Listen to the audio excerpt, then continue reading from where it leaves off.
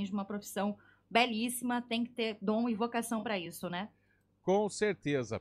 Agora são 3h42, a gente vai falar de saúde, com ela também, que ensina muita gente, ensina aos nossos ouvintes também, sempre que conversa conosco aqui na CBN, que é a médica infectologista Raquel Stuck. Por que nós convidamos a doutora Raquel para participar hoje aqui com a gente? Porque aconteceu no Rio de Janeiro, na semana passada, algo que assustou muito as pessoas que dependem de transplante, as pessoas que querem doar órgãos, né? Que foi o caso da contaminação por HIV de 6 pacientes que receberam órgãos de 2 pessoas, né?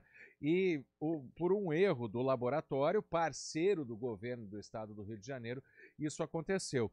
Doutora Raquel, muito boa tarde, obrigado por nos atender mais uma vez aqui na CBN. A gente chamou a especialista, né? Porque, como eu disse, você sempre nos ensina, doutora Raquel. O que acontece? É um erro isolado, já que o Brasil é um dos principais países que fazem transplante de órgãos no mundo? Boa tarde, Márcio, Guarizo, boa tarde, Tayla, todo mundo que está nos acompanhando. Eu já agradeço, parabéns pelo Dia dos Professores também, né, porque eu sou professora aqui na faculdade, na Unicamp. Márcio, sim, é um erro grave, muito grave o que aconteceu, e nós temos dito que é um erro inédito, ou seja, nunca nós não temos nenhuma notificação de uma transmissão de HIV, né, através de órgão transplantado, não tínhamos até essa ocorrência, né, que a primeira foi em meados de setembro, depois o segundo agora em outubro, envolvendo ali o mesmo serviço e o mesmo laboratório no Rio de Janeiro, como você falou. Então, é algo muito grave, que as medidas já foram também prontamente sanadas, quer dizer, esse laboratório já foi descredenciado, a investigação agora, na minha maneira de ver corretamente, está com a polícia, que eu acho que é o caso mais policial mesmo, e os exames voltaram a serem feitos no Rio. Os exames tanto do doador aí, no caso, né? E é algo que a gente não tinha nunca acontecido e de muita gravidade de fato. Por outro lado, é importante salientar, né, a seriedade que é todo o sistema de transplante de órgãos, com normas muito rígidas, de conhecimento de todos os centros transplantadores, e normas que são regulamentadas pela Anvisa, inclusive, né? Então, foi, eu diria, né, algo único, grave, mas que não deve, nunca tinha acontecido e que não deve mais voltar a acontecer também. Bom, é isso. Então, um erro isolado, porque o que precisa ficar claro, doutora Raquel, que o sistema de doação de órgãos e de transplante sempre foi muito confiável no Brasil, né? Até porque quantos anos se faz isso? Acho que há mais de 50 aqui no Brasil já, e foi a primeira vez que isso aconteceu, né? Isso. E, olha, eu peguei alguns dados, nos últimos 10 anos, 11, de 2013 até junho de 2024, nós temos mais de 80 mil pacientes transplantados, quase 100 mil pacientes transplantados neste período de 11 anos. Né? E para esses pacientes transplantados, o transplante foi a chance para esses pacientes, né, de viver mais 5, 10, 15, 20 anos. Tem paciente que eu acompanho que tem 25 anos de transplante. Então, para muitos, o transplante é realmente a única opção. Hoje nós temos 60 mil pacientes em lista de transplante. Então, a doação é importante, a doação é segura, fazer o transplante também é algo seguro. É óbvio que a gente entende, né, Tayla e Guarizo, que neste momento, talvez pacientes que já tenham feito transplante tenham algumas dúvidas sobre o que está acontecendo agora, e a nossa orientação é que procure, né, o centro transplantador, a sua equipe, a equipe que cuida de você, para esclarecer as dúvidas. Mas o transplante continua sendo absolutamente seguro, tanto para quem recebe, quanto para quem vai doar também os órgãos. Outra preocupação, doutora Raquel, é que a gente sabe também que tem famílias, tem pessoas, né, que esperam anos e anos por um órgão de transplante, muitas vezes não resistem, né?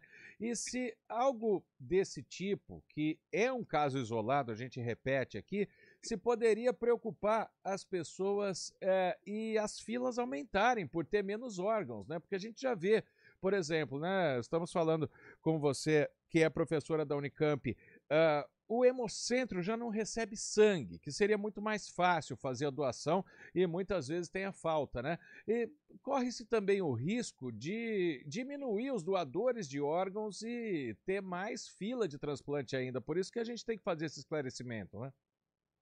A gente tem que esclarecer muito, e até se a gente for entender o que aconteceu, né, em nenhum momento envolveu a segurança de quem doou, né, ali. Né?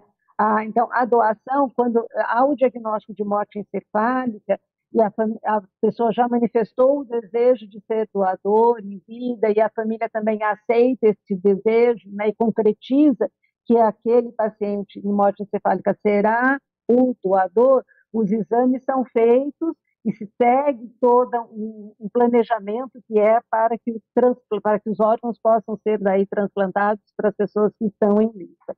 Então, o ato de doar em si, tanto o sangue quanto o órgão, ele não envolve nenhum procedimento de risco, né, para quem está ali doando. Então, isso é absolutamente seguro. O que aconteceu foi um erro inadvertido no processamento da amostra de sangue, né, desses dois doadores, pontualmente no Rio de Janeiro.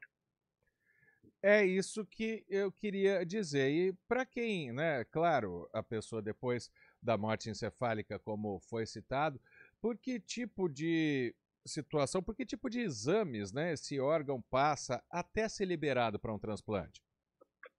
A partir do momento, então, que há o diagnóstico de morte encefálica, né, entra em contato com a família, normalmente a equipe médica faz o diagnóstico da morte encefálica, depois existe uma comissão que não faz parte da equipe que cuida do paciente, que é uma organização de procura de órgãos que a gente fala, que é quem vai conversar com a família do doador, e a família, aceitando a doação de órgãos, passa-se a se fazer os exames, os que são obrigatórios, para HIV, hepatite B, hepatite C, doença de Chagas e HTLV, que é um outro vírus.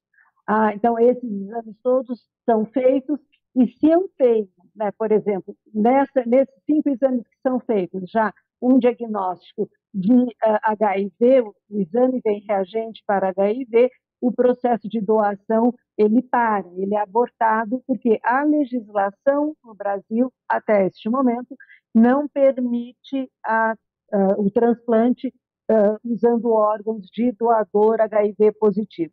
Digo até este momento, porque isso é algo em discussão, alguns países, Estados Unidos já usa, por exemplo, órgão de doador HIV positivo há 11 anos. Tá?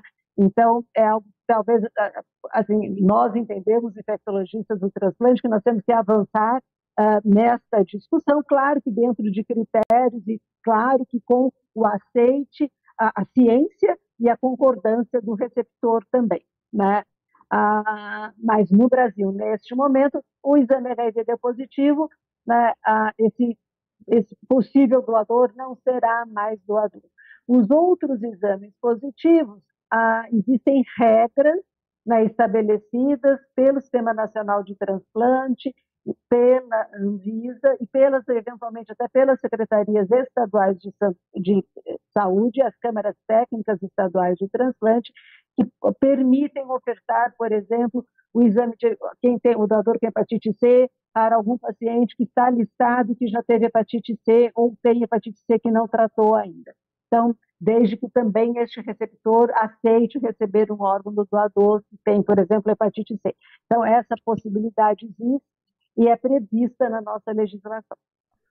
Ou seja, que as pessoas fiquem tranquilas que ninguém vai ser infectado com uma doação. Certo, doutora Raquel? Certo, é isso. Né? No Rio de Janeiro as coisas já voltaram para o trilho, os exames já estão sendo feitos desde meados de setembro no Hemorrio novamente, né? Voltamos ao cenário de total segurança, o cenário de que levou o Brasil a ser reconhecido internacionalmente como um centro transplantador, não só pelo número de transplantes que realiza, mas também por toda a segurança envolvida, né, no transplante de órgãos. tanto para o doador como para o receptor.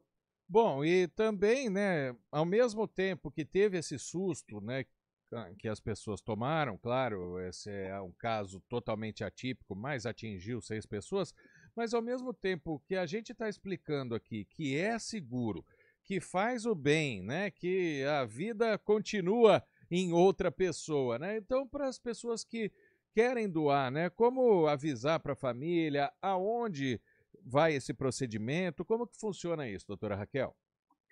Primeiro, acho que a conversa com a família é fundamental, né, Marco? Né, é uma conversa que a gente não gosta de ter, porque a gente não gosta de pensar no nosso fim, que a única certeza que nós temos é que nós teremos este fim, mas que seja em algum momento, né, conversado com a família e que a pessoa coloque, olha, eu quero ser doador de órgãos, né? Porque a família tem que dar este aceite. Hoje também foi regulamentado no Brasil, e eu não vou ter agora, vou ficar te devendo, mas eu passo assim que terminar, você passa daí para os que nos acompanham. Claro. Existe um site hoje que a pessoa pode se cadastrar, que depois vai, como se fosse algo cartorial, que autoriza também, é um documento que serve, autoriza também depois a doação. Perfeito. Quero agradecer muito a doutora Raquel Stuck, ela sempre nos atende aqui em Campinas e também nacionalmente está sempre dando essas explicações, né? Infectologista da Unicamp, professora muito bem cumprimentada por nós aqui, e eu acho que muita coisa foi esclarecida. Então, muito obrigado mais uma vez pela participação aqui com a gente, doutora Raquel Stuck. Muito obrigado e até a próxima, né? Um grande abraço. Até um abraço, uma boa tarde a todos. 3h53, último intervalo aqui no Estúdio CBN.